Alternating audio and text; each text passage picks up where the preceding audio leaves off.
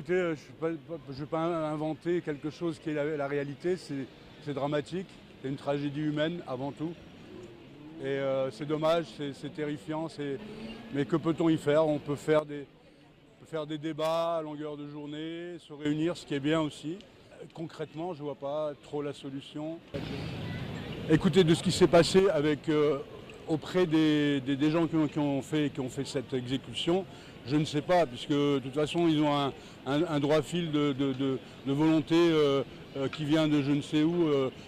Je ne vois pas comment on pourrait l'échanger, comment change-t-on ce schéma de pensée, j'en sais rien.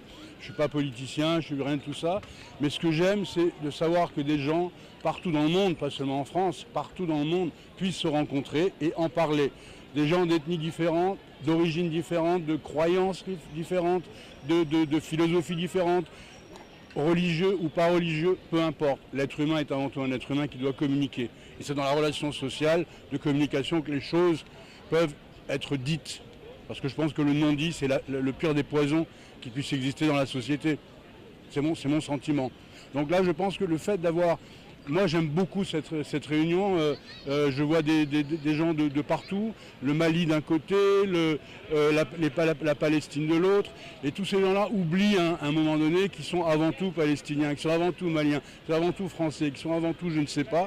Ce sont des êtres humains qui veulent que ça s'arrête. Voilà. Ce qui est arrivé à notre frère français, ça nous a fait tellement mal que j'étais obligé de venir aujourd'hui pour participer avec vous, pour rendre hommage à son père et à sa mère et à toute sa famille. Je suis un père de famille, je sais qu'est-ce que c'est une famille. C'est pour cela que je me suis rendu aujourd'hui à la mosquée de Paris. Je tiens,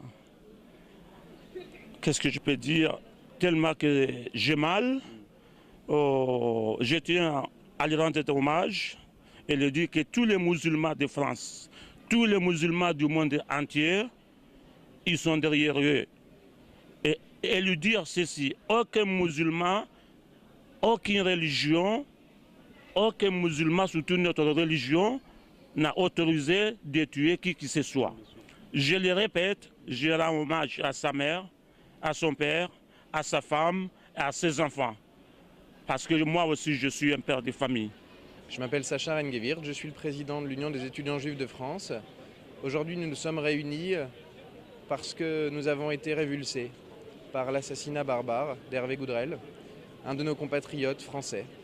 Et aujourd'hui, on entend des voix qui s'élèvent et qui voudraient fracturer la société, comme s'il y avait des bons ou des mauvais Français. Nous sommes venus nombreux, juifs, musulmans, catholiques, athées, de toutes origines et de toutes confessions, dire à quel point l'événement terrible qui s'était passé nous a choqués ensemble, et qu'ensemble, nous nous tiendrons debout pour réaffirmer les valeurs de la République.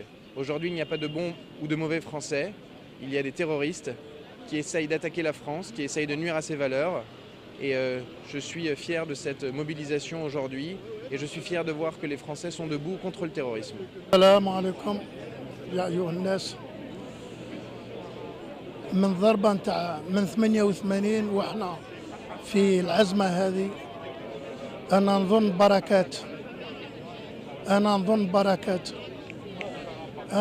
بركات يا إخواني يا أخواتي راه حشومة علينا باش نبقاو في الشيء هذا لازم تفيقوا لازم تحلوا عينيكم الناس راهم يضحكوا علينا الدول كلها تضحك علينا هذه راه حشومة علينا وليكم والجزائر كاملة. La vérité et l'égalité, on est tous frères et sœurs. Voilà. La paix.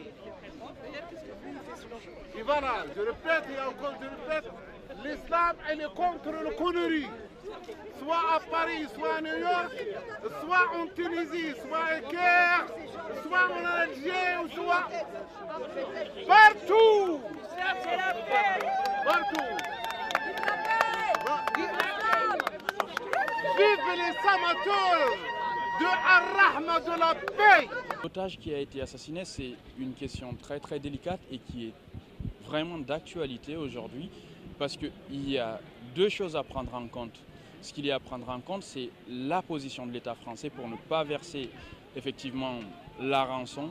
Et aussi, il y a la position de ces tueurs-là qui se prennent pour des musulmans. Donc la première question, évidemment, la France, si elle continue de verser des rançons, les criminels vont pouvoir s'alimenter de plus. Et donc ça va leur permettre de racheter des nouvelles armes, de refaire des nouveaux otages et des nouveaux crimes. Ça, moi, je ne suis pas pour. Évidemment, il est facile de le dire quand c'est pas ton père, quand c'est pas ton frère, quand c'est pas toi qui es otage. C'est tellement facile de dire que tu n'es pas pour le versement de la rançon. Et d'un autre côté aussi, ce qui est déplorable, c'est que les gens qui sont en train de faire ces crimes-là sont en train d'entacher l'islam. Et c'est pas du tout normal. C'est pas des musulmans, ces gens-là. C'est des extrémistes purs et durs. Et je suis très content que la communauté musulmane de France ait condamné ces actes-là. Je suis pas arrivé au début, je suis arrivé quand même bien une bonne heure après le début prévu de la manif, vers 3h30, 4h. Mais il y avait quand même du monde, il y a toujours un peu du monde. Moi je trouve ça bien, ça se passe très bien. C'est très sympathique. Tout le monde discute avec tout le monde et voilà. Et il faudrait que ça continue, que tout le monde discute avec tout le monde. Franchement là, je vois pas quel message faire passer. Là j'ai pas d'idée là. À longue portée, comme disait Coluche, de toute façon, ces gens-là, les dirigeants, même quand ils font des conneries, ils savent ce qu'ils font. Donc, L'otage qui a été assassiné, je ne le sépare pas des milliers de morts qui ont eu lieu cet été et du sang qui coule depuis trop longtemps. Lorsque j'ai manifesté contre la première intervention en Irak, nous disions tous qu'il ne fallait pas mener cette guerre parce que c'était ouvrir la porte d'un enfer, qu'on ne maîtriserait plus la suite. Et tous ces morts, tout ce sang qui coule, n'est que la suite de cette déstabilisation générale qui a eu lieu. Et ça, il ne faut pas l'oublier. Nous sommes profondément émus, à juste titre, lorsque nous voyons l'otage qui a été tué, il inspire une sympathie extraordinaire. Et c'est terrible que cet homme ait payé aussi cher cette folie humaine. Aujourd'hui, nous devons sortir de ce trou et il ne faut pas se tromper. Ce n'est pas par la guerre. Il faut mesurer que nous sommes entrés dans cette situation par la guerre, que depuis la guerre ne se termine pas.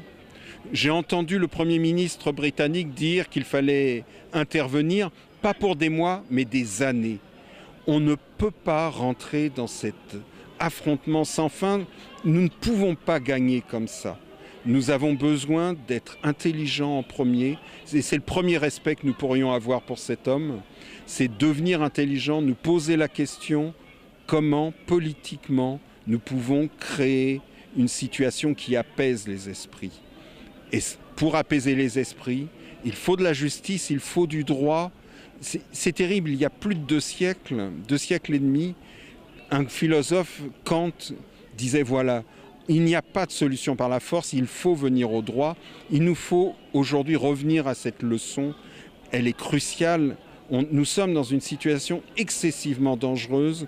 Fou celui qui croit par ses bombes, par ses missiles, résoudre, trouver une solution, sortir de ce sang qui coule. Je vous remercie beaucoup. Voilà, donc j'étais avec une personne extraordinaire qui a donné son ressenti par rapport à ce qui se passe malheureusement. C'est un message qui a passé au niveau international. L'Algérie, toute l'Algérie compatit bien sûr. Les Algériens sont très mal à l'aise là-bas avec ce qui s'est passé. Mais ils n'ont pas à être mal à l'aise. S'il y a un mot de fraternité que je veux leur envoyer, ils n'ont absolument pas à être mal à l'aise. Ils n'ont pas à être montrés du doigt, ou alors il faut que d'autres avant eux se montrent du doigt, qui ont déclenché ces conflits. Par contre, le message que j'ai envoyé, c'est que nous avons besoin d'eux, nous avons besoin de tout le monde, parce que le monde est dans une sale posture et c'est ensemble que nous pourrons nous en sortir.